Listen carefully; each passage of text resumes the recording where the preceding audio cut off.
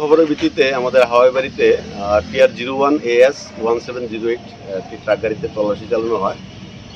তল্লাশির সময় আমাদের সৌরভ দাস সাহেব, DCM সাহেব ছিলেন উপস্থিত। তো আমরা গাড়িতে তল্লাশি করে আমরা প্রায় 100 কেজি মতন গাঁজা গাড়ি থেকে আমরা উদ্ধার করি। গাড়িটা করতে কোন দিকে যাচ্ছিল? গাড়িটা আগরতলা থেকে গংশিলং দিকে যাচ্ছে। বাজার মূল্য কত দিব? গাঁজার আনুমানিক বাজার মূল্য 1.5 লক্ষ টাকা হবে।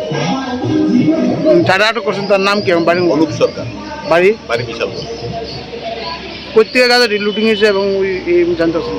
ওটা আমরা ইন্টারোগেশনে আছি, বাকিটা আমরা পরে তদন্ত অধীন আমরা তদন্ত করে জানতে পারবো কোথা থেকে সেটা লোড করা হয়েছে।